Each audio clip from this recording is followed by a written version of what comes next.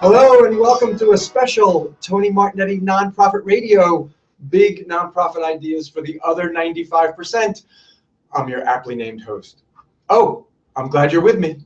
I would suffer the embarrassment of scorbutic gingivitis if I had to say the words you missed today's show. ALS after Ice Bucket Challenge. ALS Association President and CEO Barbara Newhouse is with me. This is her. She's right here. She's here. She's going to share the thrills and demands of the Ice Bucket Challenge. How is the organization managing that huge spike in donors and dollars? What comes next? We're on a Google Plus Hangout on Air, and we very much want your questions. If you are at TonyMartignetti.com, then use Twitter and use the hashtag #NonprofitRadio. If you're on the Chronicle of Philanthropy site, use the comment section. And if you're on Google Plus, use the discussion window. My thanks to the Chronicle of Philanthropy for letting us use their studio in Washington, D.C. Also to the Chronicle's web editor, Cody Schweitzer. He's today's producer. He's on the other side of the cam, but trust me, he's here. Nonprofit Radio is sponsored by Generosity Series. They host multi-charity 5K runs and walks. GenerositySeries.com. I am very excited to welcome Barbara Newhouse to the show. She has led the ALS Association since June. You stepped in it. I did. That's incredible. I did. She has held senior leadership positions at Alzheimer's Association, Autism Society, and Arthritis Foundation. ALS is at alsa.org, and on Twitter, they are at ALS Association. Barbara, welcome to the show. Well, thank you for having me, Tony. What is next in your career? Is it the bee diseases? You know, everybody asks me that. Bile duct and but next in my brains career is grandchildren. You aspire to grandchildren? I aspire to have grandchildren. And your children are aware of your aspirations? Well, they're not there yet, obviously. But they're aware. But they're aware. You've made them well aware. Yes. Okay. I'm very much aware because that's where I'm actually headed. Will be retirement, hopefully. Okay. The association does research, funds research, also does care for patients and support for families and patients. So let's make sure everybody understands what amyotrophic lateral sclerosis is a muscular neuro disease which actually impacts all of the muscles throughout the body. Sometimes it starts in the limbs, sometimes a little more rare, but it starts in the throat muscles. But eventually, the disease will take over the entire body. A person who has ALS will live anywhere from 2 to 5 on average, although some people do live longer. But for the most part, once you're diagnosed, it's usually 2 to 5 years, and it will eventually encompass your breathing and your ability to eat, obviously. So it is fatal. It is fatal. The latest numbers from the Ice Bucket Challenge, what are those in terms of new donors and dollars raised? Well, as we wrapped up the Ice Bucket Challenge, we were at 115 million, and that is 2.4 million new donors to our world. And your total fundraising in 2013 was what, 19? 2013 at the national level, we raised around 21 million, and at the chapter level, they raised another probably 3 million. Okay. Enormous spike, and 2.4 million donors. New donors. New donors came from the challenge. Right. What was that like? I'd like to feel the thrills and I don't know, maybe even the fears of early July, early August, mid-August. What was that feeling like? Let's just put this in perspective to say that as a brand new person, I was out in the field making my rounds to start meeting people. And toward the end of July, at the very end of July, actually the first week of August, I was in Atlanta, and Carrie Monk, our chief communications officer, had gotten me on the phone, and she said, well, this thing has taken off a bit from that started in Massachusetts with the Ice Bucket Challenge. And I said something to the effect, we'll probably pick up a couple million, if that kind of thing and so forth. Well, then I call, and that week I actually was in Atlanta and I was sick. So then that week, and she said, oh my gosh, she said, you're being challenged all over. We've got to get you, you've got to do a video. We've got to get you. And I said, I can't wait till I come back. No, we've got to get it done. And, so that's where you're at. That's where we're going to do it. And I'm sick and I have to have ice water thrown on me. Yeah. And yes, and then I got sicker. But at the same time, it was just loading. And, you are like going, your every day was, are you kidding me? Yeah. And we just kept going, and we kept saying to ourselves, because literally all hands were on deck, all across the country in our chapters and at the national office. And, we were like going, all right, you handle this, this person will handle this. And it kept going on like that. And we also kept thinking, well, after this weekend, well, then what we found were that as it started to look like it was going to plateau, you'd get to the weekend, and of course everybody would be getting together with their friends, and the next thing you know is it started going up again. And so it was like, okay. And finally, I said to Carrie, and we were talking about it as a team, and we all thought Labor Day would probably be then, about the time that it would probably start to plateau. And really, that's when it started to plateau as kids got back to school and there were other things to focus on. It came to ALS organically, yes, which I love. It was yes. not at all, you made it clear, it wasn't planned. You didn't have a communications plan, marketing plan, solicitation, stewardship plan. No, I did not walk in the door and say, today we're going to do Ice Bucket Challenge and we're going to really up the awareness of ALS and we're going to really up the money. No. So you're not leaving ALS immediately, because you're so marketable now. Anybody would take you in a heartbeat. You're great luck, but you're not leaving. No, I'm not planning to leave ALS. But there are different stories about how it came to ALS. Can you set up straight how that works? So there are three gentlemen with ALS: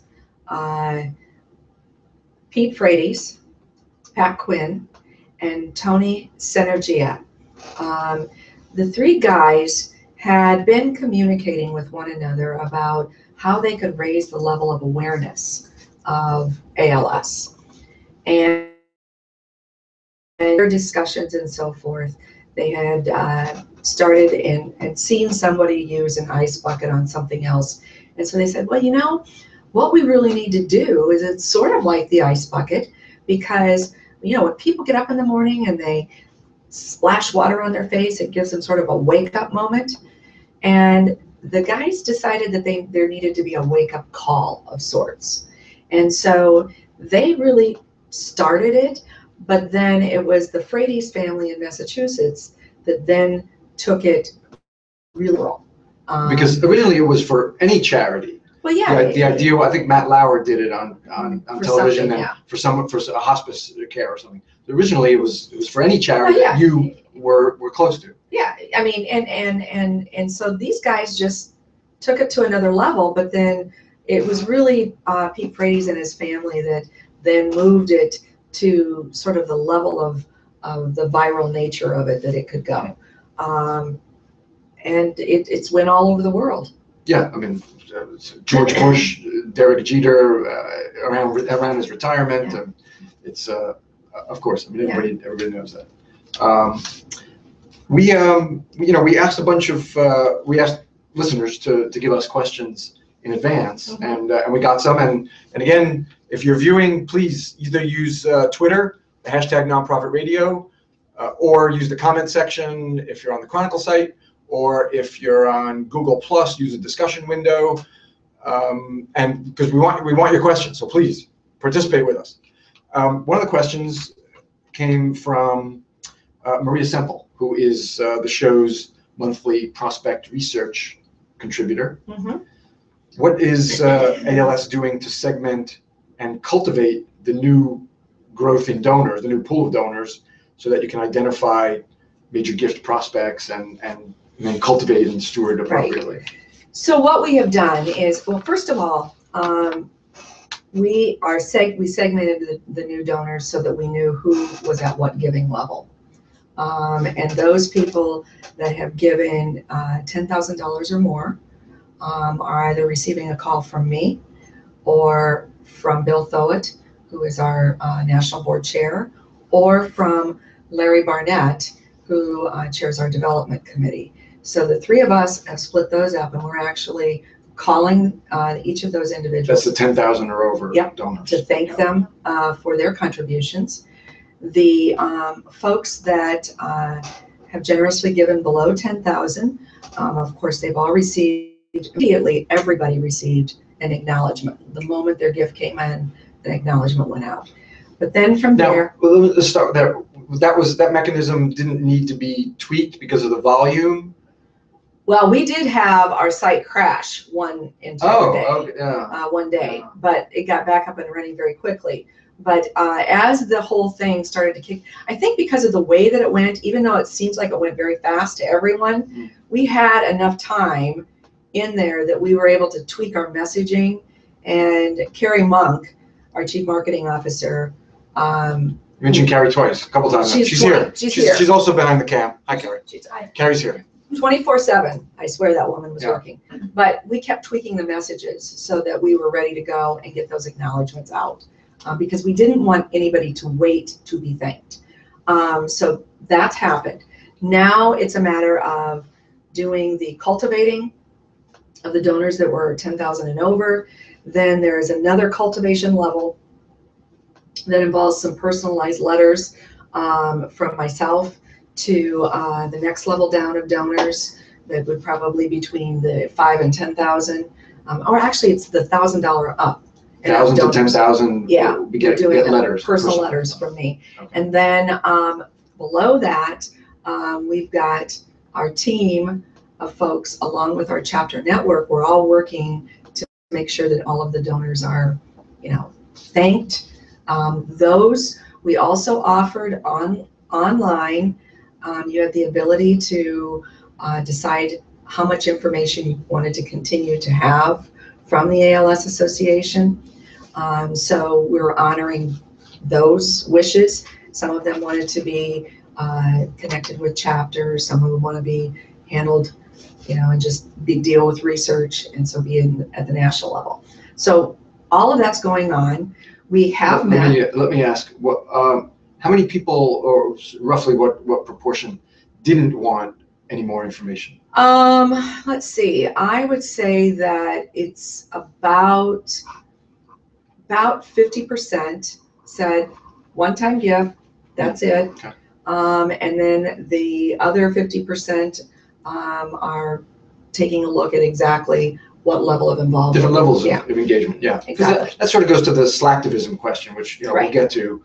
But so roughly 50%, that's still 1.2 million new donors interested in some level of engagement. Right. Okay, yeah, please. So, but then what we're also doing is we're meeting with a couple of different consultants on some of the strategies that they would think would be appropriate in terms of continuing to move these donors along.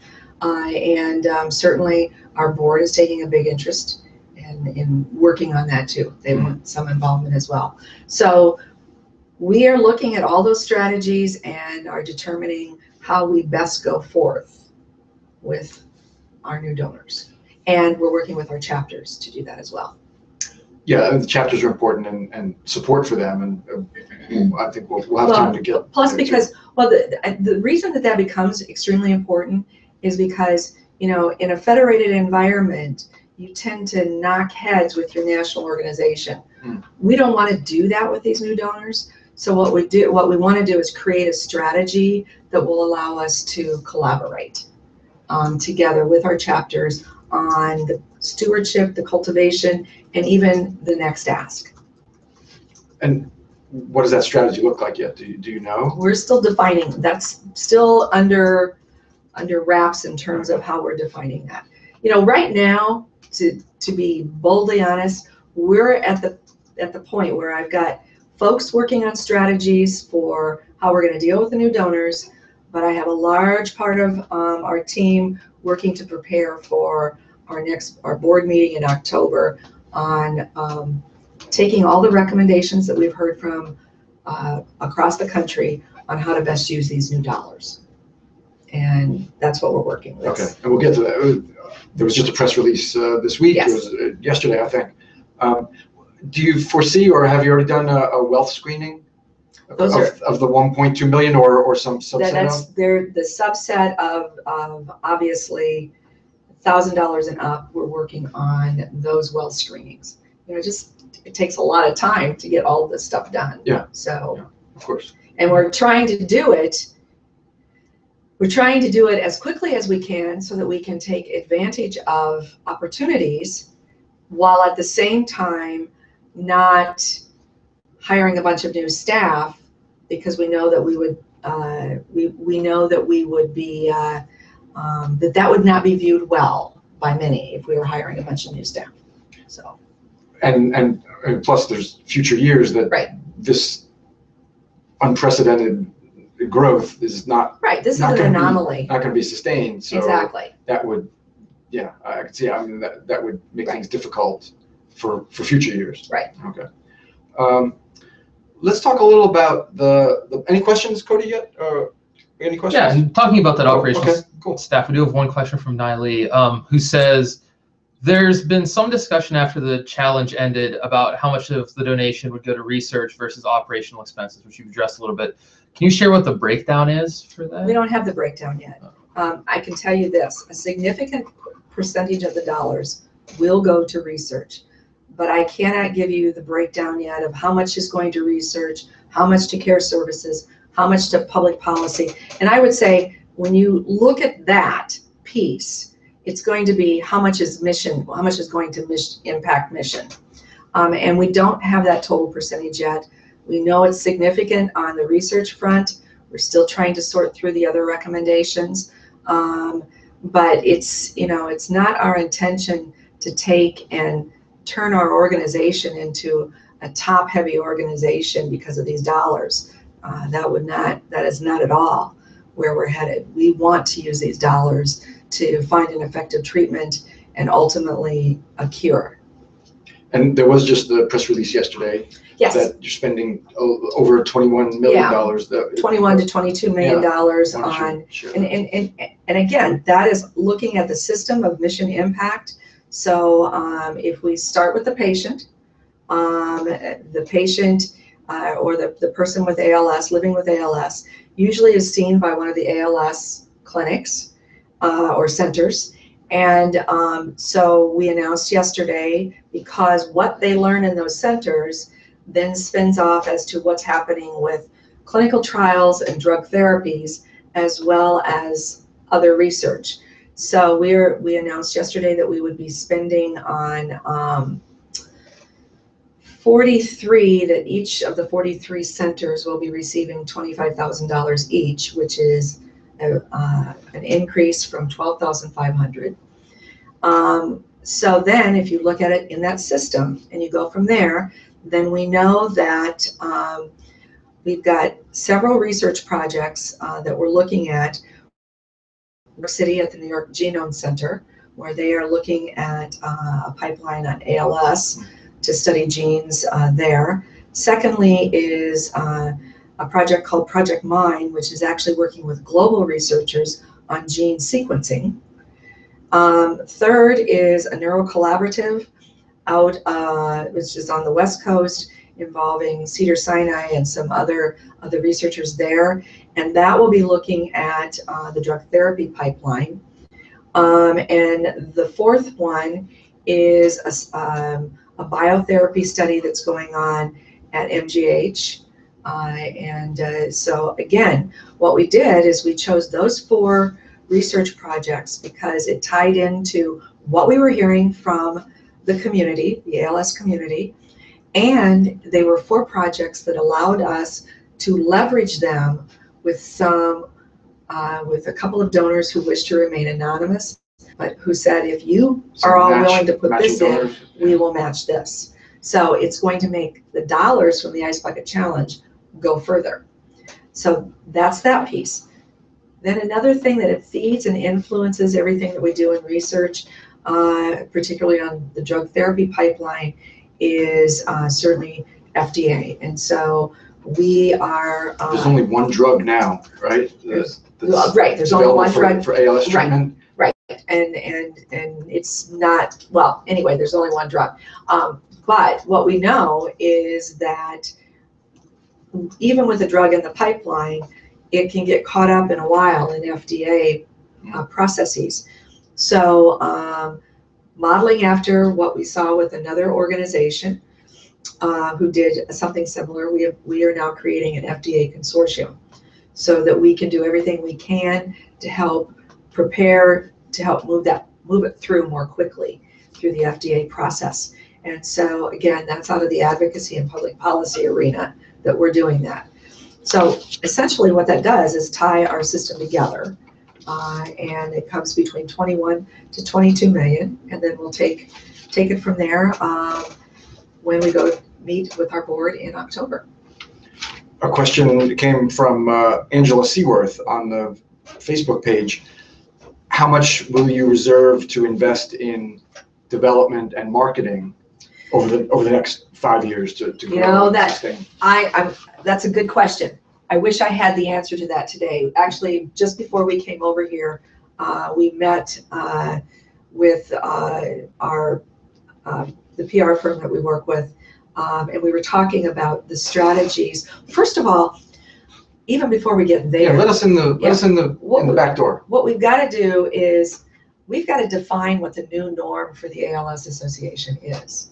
You know, if you're at a budget nationally of roughly 21 million, and you were spending roughly 7 million of that in research, now we've got to take a look at what's our new norm going to be. So we've got to figure out some of these other parts in terms of looking at our new norm, and then it's a matter of, all right, what investments are we going to, if our new norm goes from 21 million to around 40 million a year, what are the investments we need to make on the development side to be able to keep that level? And what do we need to do on the marketing, the awareness side to continue on concern for ALS and awareness of the ALS Association? So it's looking at those kinds of things. And right now we're studying and we're taking a look at a lot of different models so that as the decision-making process moves forward and we develop what that new norm looks like, that we can then determine what we're going to need in both development and marketing to sustain that. Isn't there an advisory panel, excuse me, that you've put together to try to figure out how these different needs should be met? No, not that. That's not what that advisory panel. I have a panel of ALS advisors who has been working and talking with me around the recommendations as people with ALS have on the mission impact front. All right. On the side that I'm just referring to, we have a couple of different consultants that we're using to work with us, and also, of course, our board is very much involved in this piece. What is the ALS endowment? Is there? We don't have an endowment, and we're not going to have an endowment. Oh, you don't. That's what I was going to ask. Okay. Do you foresee? Well, I thought. Yeah. No. I'll start with what you have, but there isn't. We don't have an endowment, and I don't foresee us having an endowment because I believe, and I firmly believe this, that as a voluntary health agency, our job is to solve the issue we need to solve and be done with it. And endowments have their place, but I don't happen. It's my personal belief that it does not belong in the disease space when you're working hard to put yourself out of business. All right. Another question came from Amy Semple Ward, who is our monthly social media contributor, and she's also the CEO of N10, the nonprofit technology network. And so she's getting to the chapter support, knowing that donations weren't made only to the national ALS. Knowledge and systems readiness may be different chapter to chapter, so different chapters have different capabilities, but they still need to be able to report and tell stories and cultivate donors. So what's in place, or what would be in place to help support the local chapter in ensuring follow-up with their donors, communications, and retaining? Well, actually, I think our chapter network is more sophisticated than what some people might think. But they're doing a good job of following up with the donors that came directly to them out of the Ice Bucket Challenge. Carrie and her team have been great in terms of providing additional support, in terms of press releases, FAQs, things that they can use on the local front to answer questions, to respond to media needs. But the chapters, we've had regular contact with the chapters all the way throughout this. So we sort of looked at it as a family. We're in this together. And so I don't believe that we've left any of our chapters hanging and not being able to respond to the needs of their constituency. Even with the enormous growth that you feel they're. Yeah, we're all looking at it together. And so right now, we are also in the middle of walk season, and we've seen tremendous lift in our chapters walks throughout the country. This was the Ice Bucket Challenge. Couldn't have been a better precursor to the walks that have come subsequently. And so it's in all of that, that they're working, we're working with them, they're working with us on how they will handle the lift that they've each seen. Now, we do know that some of their donors will also want money to go to research, so they're trying to determine and work that all out with us. They're working in tandem with us so that we make sure those dollars go as the donor intended. That growth in the walks is important to recognize, because it does show that there's carryover. Oh, absolutely. You had the 1.2 million people, the half, who said I'd like to be engaged, but now you've seen enormous growth in actual activity and their own individual fundraising around their walking. Right. I had the pleasure of attending our Pittsburgh walk, which was taking place sort of like right after Labor Day. I love Pittsburgh. I went to Carnegie Mellon. Yeah, well, I love Pittsburgh too. They have great wedding soup. Anyway. Wedding soup, yes. That's right. So I forget what wedding soup is though. Oh, it's got the. I remember it. It's got. I remember hearing it. Is it rice balls or something? Little sausage balls, I think. And it's. Oh, is it sausage? I think maybe so. I got a low quality wedding soup. I thought it was rice. Okay. Well, maybe it could be. I don't know. Right. It just tasted good. So anyway, while I was there to attend the walk, their walk a year ago was 1,600 people. Yeah. Their walk this year was over 3,000 people. That's great. So I mean, it's just, and that's just one example of all across the country the way it's been. Cody, any questions from the web? Any of our sources? Yeah, we have two questions asked two different ways, and both are about the big money donors. And I think because most people associate social media with a lot of small donations, they're both wondering, what percentage of the overall donors you had fit into that large 10,000 plus group, and how that was a smaller percentage. Think about it. If we can divide these up to call, I would say we're probably each making about, I'm going to guess that, somewhere around, the average gift was $45. Carrie's holding up a little thing that says the average gift was $45. We're exposing everything. Who's behind the camera, the cheat sheets, the cue cards that come up. But to answer the question about the large donors, we probably had about 100 very large donors. The 10,000 and above? Yeah. Okay. Yeah. Another question? Or that was the same? That's it for okay. now. Okay. Let's go a little bit to some of the critics. that this is slacktivism, narcissism. What do you? I mean, I think the numbers bear out, but I think people are interested in hearing your response. You know, I got asked of about this. You know, and I'll just tell you, I think that any other nonprofit who was positioned in where we were at the same time that we were would have done the same thing. You know, it's we sent out exactly, excuse me, one email to 60,000 of our donors. That was all we sent, and then from there, you know, again, we had no idea what this would do, and you know, I think what we've done is a good thing to raise the awareness, the concern for ALS as a disease, raise the awareness level of, you know, not just our organization. There are a lot of ALS organizations that support ALS in one way or another. So, you know, I don't know that for anybody who can sit and be very Pollyanna and say that they would have just shunned all the awareness and they would have shunned the money, I don't believe it. Yeah. And some of the criticism is that there's too much awareness now, and that will take money away from other. Oh, I don't think that's other true worthy causes and. You know what? I think medical causes. Donors are smarter than that.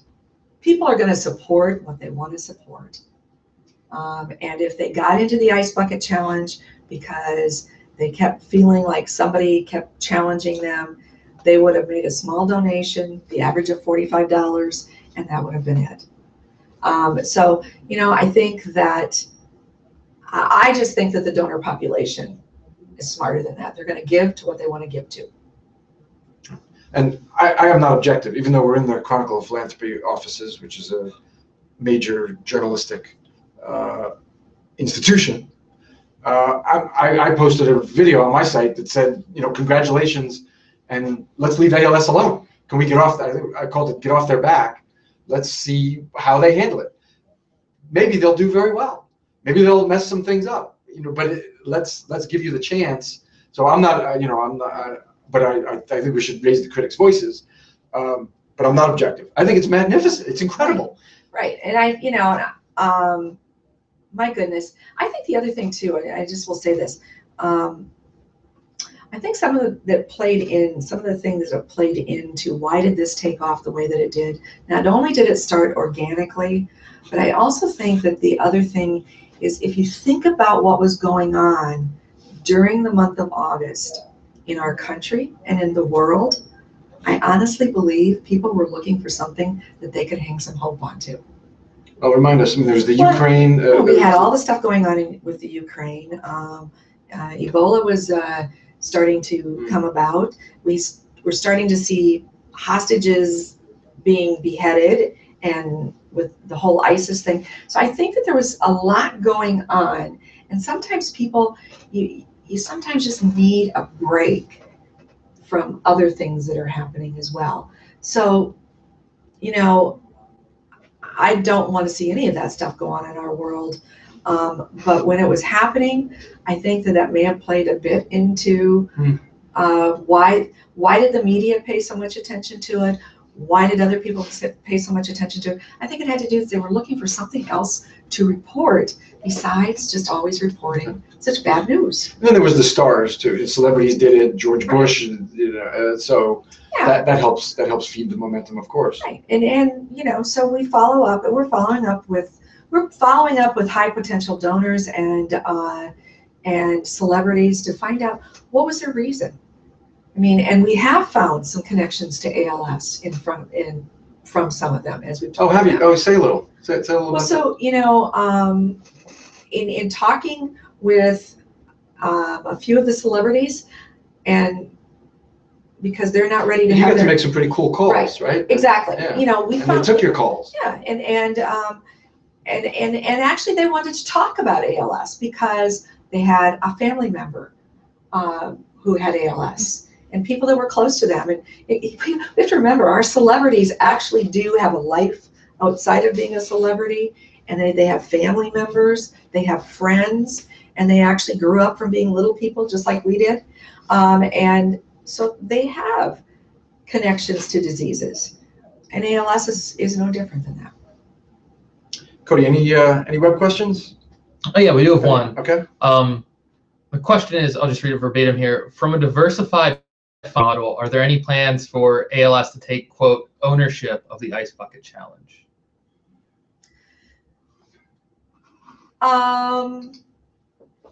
Well, as everybody knows, we did a misstep during the Ice Bucket Challenge. We thought, well, and we did it for the right reasons, even though it was a misstep and we pulled back.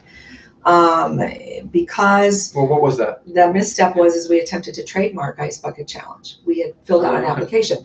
Our reason for that, though, had to do with the fact that we were learning from families who were involved with ALS that there were some people out developing websites to scam money away from the ALS community for their own. And so we thought about doing that. Why did that turn out to be well, misstep? The backlash from people indicating that we were greedy and everything else, we finally just said, you know, look, we get it. We made a decision we shouldn't have made. Now, as far as owning the Ice Bucket Challenge, that's going to be left to people. That's not going to be. I don't know. It started organically. Yeah. Yeah. So we'll see what happens. And I don't know about trying to replicate a meme like that. I think that then comes off as phony, and I'm not even sure it's feasible. Yeah, there's discussion, and we'll see where that goes. But again, we pay tribute to the roots, organic. Yeah, I love that part of it too. Any other questions? Web, Twitter. If you're on Twitter or if you're at TonyMartignetti.com watching, then use Twitter to submit a question and use the hashtag Nonprofit Radio. If you're on the Chronicle site, use the comment section. And if you are on the Google Plus page, use the discussion windows. Cody, got anything? Yeah, we have one more, and this is a very practical question. Where's this from? This comes from the Chronicle site, and this comes from Emily. So she's a grant writer at UC Irvine. She noticed on the site that the call for research abstracts hasn't been updated for 2015 yet. They have a lot of researchers who are curious to know when the call for proposals will be up. Do you happen to know when you will have a call for abstracts for the upcoming year? Dr. Lucy Bruins, who is our chief scientist, she and I are right now we're in the throes of the plan that's being developed to go to the board. I think there are details to be worked out. Remember, folks, I started June 1. So I'm not even sure what normal timing is. I don't know, Carrie, do you know what normal timing is? So I'm not even sure what normal timing is for when those abstracts have been called for.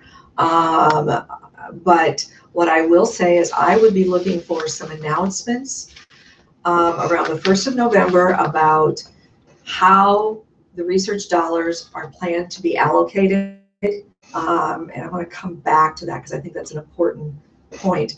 How they're planned to be allocated, and then I think Dr. Bruins will be releasing timelines after that. But I want to come back to the word allocated. Why don't we each take a blatant water break? We have water, and we're not going to try to sneak it in. There's no secrets here. And there's no ice here, and we're not pouring it on one another. Yes, I think Thank you for indulging. So anyway, the word allocated is important as opposed to the word spent. I've had some people who, there are a lot of people because of the devastating nature of ALS, the urgencies, who would like us just to take all the money and just throw it at the research community. Well, the reality is Emily knows when you're applying for a grant, you don't want to think that your funding source is going to run out of money before your research is done. So when we allocate dollars, we'll be allocating dollars so that how we go to look at it is if we have a researcher that presents a grant and it's going to be a grant that's a $3 million grant, it's likely going to be a $3 million grant over 3 years. So we're allocating dollars so that we will be able to hold dollars higher research grant, so that we know that it will be able to be spent over the course of the lifetime of the grant. So that word allocate as opposed to spend is important, and the other word that's important is sustainability. And it's not about sustainability of my job or Carrie's job, that kind of thing. I'm concerned about sustainability of the funds that are allocated for various research projects or projects that have a lifetime of over 1 year. And that's why we are doing the kind of very thoughtful planning that we're doing, so that we don't find ourselves in a position of being at a new norm, perhaps of a budget of 40 million, and then within 2 years' time, having that new norm go back down to 21 million. Yeah. Can we shift to the board a little bit? Sure. The board's always, They're always fun. it's a hot topic for nonprofits of all sizes. You did talk a little about the fact that they're very involved in the planning process. Do you foresee an expansion of the board because of this at all? No, we're not going to be expanding the board.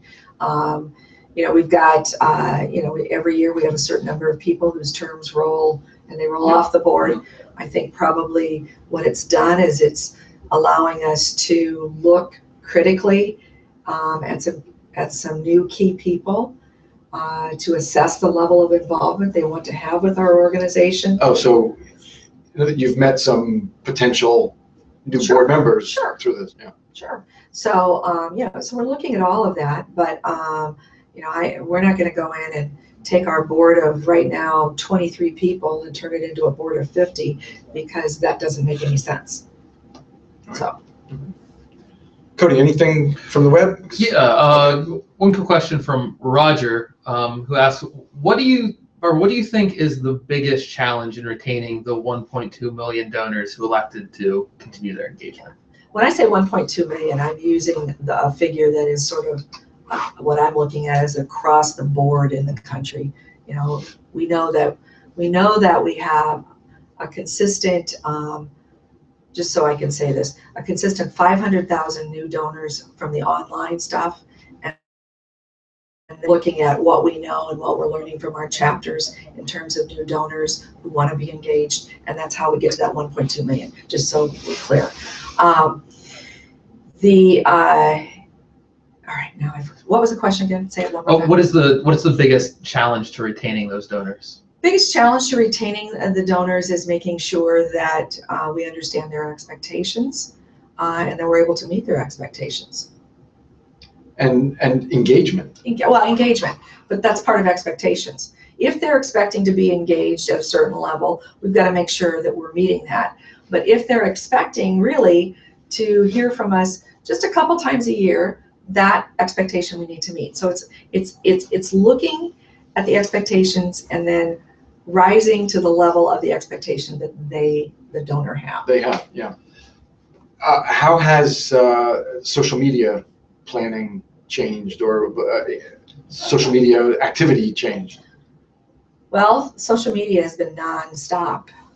Twitter, Facebook, all of that has been nonstop. And so actually we've got meetings on Monday to really start taking a look at what our messaging strategy is going to be from this point going forward, and what that looks like in the social media world.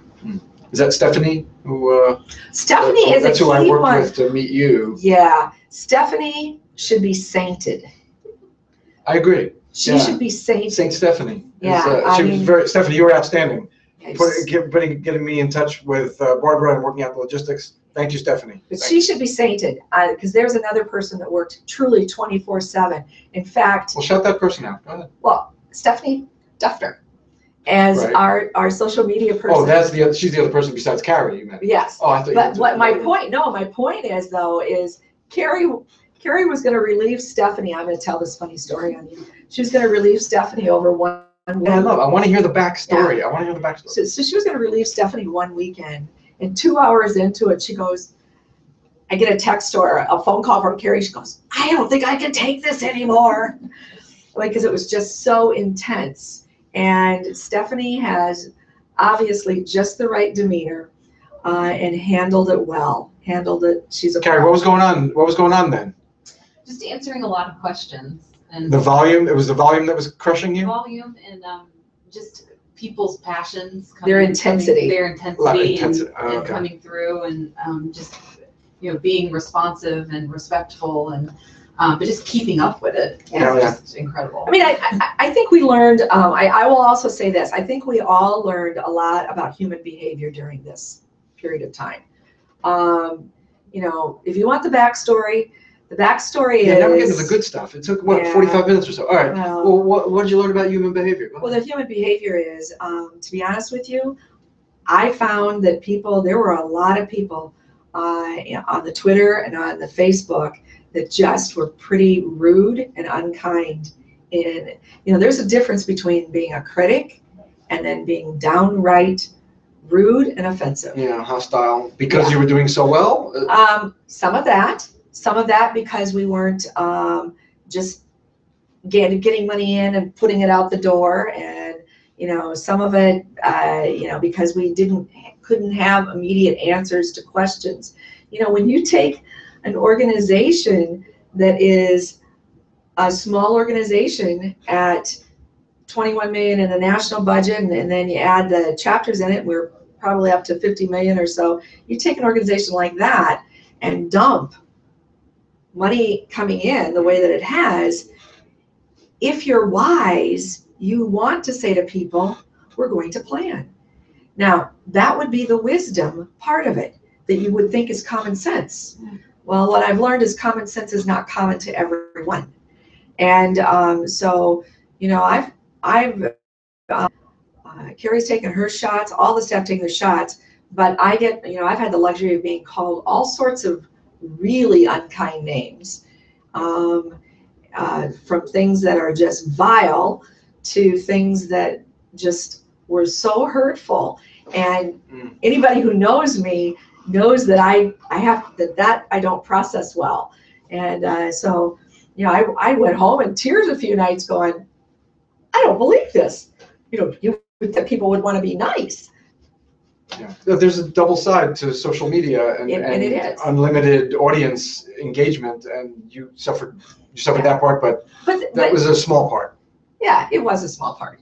But it was just, those people become very vocal. Even though they're small numbers, they become very vocal on social media because that's their platform. More questions, Cody? Was that a... So for now, if you have any wrap-up questions, we have about 4 minutes left. Oh, okay. Do you have questions? Yeah, one. This question's from Mike. Do you think you would have had more access to the potential donors that did the challenge on Facebook and Twitter if you had managed the engagement on a platform? And I assume by that he means a platform of your own. I don't know. That's a tough one. That's all speculation. Yeah, I'm not sure about that. I'm not sure about that. But I think we're engaged a lot with our donors. Somehow I feel like I'm losing some of a message here, because I don't want you all to think that we are not engaged with our donors, the new donors, because we're very much engaged with them now. But if you're asking for specific strategies on where we're going to go and how we're going to get there, I can't give you that yet. We have your meeting coming up on Monday. We'll take the weekend. Thank you. We'll meet again on Tuesday. Oh yeah, okay. You can report back on Tuesday. Yeah, I mean, it's enormous. We're dealing with enormous scale, and it was dumped on you within 6 weeks or so. Right, and I'm brand new. I mean, I barely knew some of the. I didn't even know all my board members' names when this all started. Barely. Some of them I still will meet for the first time face to face in October. October meeting. Thanks for doing this before an October board meeting too. Thank you. Anything else from the web? Good for now. Okay. Just a couple minutes left. What is, and just since June it's been, what is it that you love about the work you're doing? Oh, well, my favorite thing about the work that I'm doing are all the people that I meet. Want them to have ALS, but they have enriched my life as I meet individuals with ALS. And I have to admit this, I'm a chapter girl. So I love the work that our chapters do. And I love getting out and seeing what they're doing and being up right alongside them. I love going into our centers of excellence, seeing the good work that our research docs are doing there. So it's just, I enjoy getting out among the people. I'm not very good when I just have to sit in my office because well, number one, it's always very busy, but I really like being out with people. 38. 38 chapters to support and be good to. Right. And they're good to me. We're going to wrap it up. Barbara, thank you very much for coming. Again, they are at alsa.org, and on Twitter, the ALS ID is at ALS Association. Next week, Maria Semple returns. She's our monthly prospect research contributor and the prospect finder. We're going to talk about in-kind gifts. How do you uncover them in your community? What are they? How do they get treated? All about in-kind. Part of today's show, find it at tonymartignetti.com. Fundraising Fundamentals at the Chronicle of Philanthropy. That is a monthly 10-minute podcast, a burst of savvy information devoted to fundraising, always smart people on. I am just the host of Fundraising Fundamentals. I bring smart people. They talk about fundraising basics. Info is at philanthropy.com and also at tonymartignetti.com and also on iTunes. My thanks again to the Chronicle of Philanthropy for hosting us. Cody Schweitzer, web editor. Thank you. Nonprofit Radio is supported by Generosity Series. They host those multi-charity 5K runs and walks. They have a charity support team that helps each of their charity partners. They're at generosityseries.com. Music. Cody, cue the music. Our creative producer is Claire Meyerhoff. The show's social media is by Julia Campbell of J. Campbell. So today's remote producer of Tony Martignetti Nonprofit Radio is Cody Schweitzer, web editor at the Chronicle of Philanthropy. Our music by Scott Stein of Brooklyn. I hope you'll be with me next week for Nonprofit Radio, big nonprofit ideas for the other 95%. Go out and be great.